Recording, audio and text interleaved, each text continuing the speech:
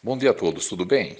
Hoje eu queria contar uma experiência de um irmão que morou muito tempo aqui em Sorocaba, um irmão chamado Pedro Felipe. O irmão Pedro Felipe era um irmão de uma estatura baixa, tinha o cabelo bem liso, penteado assim para trás, e era um irmão muito experiente, com muita presença de espírito e também muito alegre.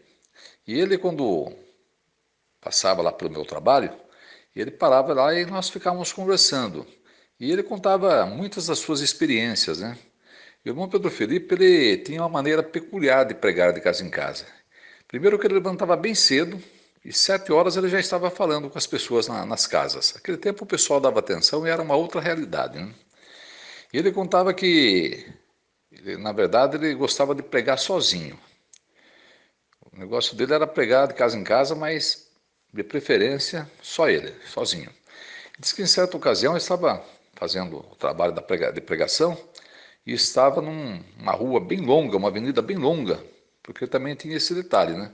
Ele pegava aquelas ruas bem compridas, bem longas, e aí ele pregava ali até a última casa, não importa o tempo que demorasse, né? Enquanto ele não terminasse a última casa, ele não parava. E bateu numa certa casa e um senhor evangélico veio atendê-lo.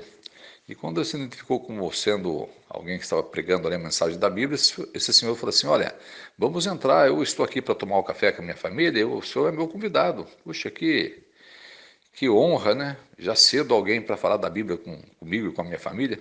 E o irmão Pedro, sem a menor cerimônia, já entrou acompanhando o homem, né? Aí quando chegou lá, como ele mesmo comentou, disse que a mesa estava farta, né? Muita coisa ali para comer. Aí o homem falou assim: Olha, antes que a gente comece a comer, nós vamos fazer uma oração. Então vamos ficar todos de joelho para que eu faça a oração. Aí o irmão que estava comigo falou assim: E aí, irmão Pedro? O irmão também se ajoelhou? Falou: Bem, eu não podia fazer desfeita para aquele homem que estava ali tão educadamente me convidando para uma refeição. Então o que eu fiz? Eu fiquei com o joelho dobrado no chão e a outra perna em posição de levantar. Eu fiquei nem para lá nem para cá. Olha só, né? Nem para lá nem para cá.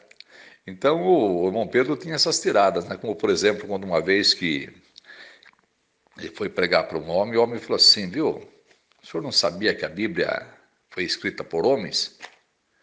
E o irmão Pedro falou para o senhor: O amigo gostaria que Deus usasse cachorros ou burros para escrever a Bíblia? É claro que tinha que ter sido escrita por homens. Então ele tinha a resposta assim na ponta da língua. E ele sempre chamava as pessoas de amigo, né? Como, por exemplo, quando uma vez ele estava pregando aqui numa rua aqui do bairro e bateu na casa de um senhor que de maneira arrogante já se identificou como sendo pastor evangélico. E aí falou para o Pedro, né?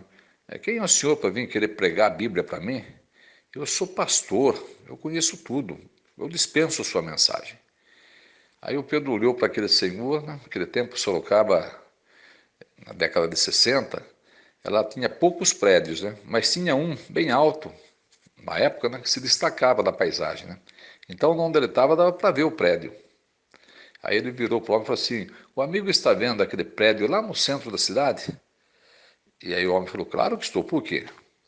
Ele disse: Bem, eu costumo subir no último andar daquele prédio e venho conversando com os moradores ali e com as pessoas que trabalham também naquele prédio. Eu converso com médicos, com engenheiros, com advogados. O amigo, e nunca nenhum deles é, falou que era formado nisso, naquilo, e que dispensava minha mensagem. O amigo se julga superior àqueles homens? E aí o pastor ficou numa situação difícil, né? Porque se ele falasse que sim, aonde estaria a humildade, né? E se ele falasse que não, por que estava dispensando o irmão Pedro, então? E aí o homem deu um sorrisinho meio amarelo e o irmão Pedro pôde pregar a mensagem da Bíblia para ele também. Em outra ocasião, nesse dia ele estava com um companheiro, estava com um estudante, pregando também aqui no bairro, e aí bateram numa certa casa, uma senhora evangélica veio atendê-los e já de cara perguntou para o Pedro, né? O senhor fala em línguas? Aí o Pedro não respondeu e continuou falando com ela em português. Daí ela, sem prestar a menor atenção no que o Pedro estava falando, disse o seguinte: já vi que o senhor não fala em línguas. E dispensou irmão Pedro. Aí irmão Pedro com o seu companheiro saíram, foram falar numa outra casa vizinha ali. Essa senhora veio e começou a falar: o senhor fala em línguas? O senhor não fala em línguas. E atrapalhou a pregação que o irmão Pedro estava fazendo aí. O irmão Pedro foi para uma outra casa, a mulher foi atrás. E novamente: o senhor fala em línguas? O senhor não fala em línguas? Aí o que o irmão Pedro fez? Partiu para o lado daquela senhora, falando em línguas. Uma língua do jeito dele, né? Trançando a língua lá e falando tudo mais. Aí a mulher ficou tão assim, surpresa, e começou: glória a Deus, aleluia, glória a Deus, aleluia, o irmão fala em línguas, glória a Deus, aleluia. E aí, como ele falou, né? Falou: se ela não queria que eu falasse em línguas, tá aí, eu falo em línguas também. E saiu deixando aquela mulher lá falando essas palavras, né? Bem, o irmão Pedro realmente tinha muitas experiências engraçadas, né? Tinha muitas, muitas mesmo. Vou contar isso aqui para o tempo também não se alongar. Mas o irmão Pedro também tinha experiências tocantes, experiências emocionantes. Como, por exemplo, quando no comecinho da década de 60 ele começou a visitar um casal aqui naquela que hoje é uma cidade vizinha de Sorocaba, mas na época era um bairro da cidade, Votorantim. E ele ia todo domingo à tarde, por volta de umas 2 horas, com a Bíblia, conversar com aquele casal.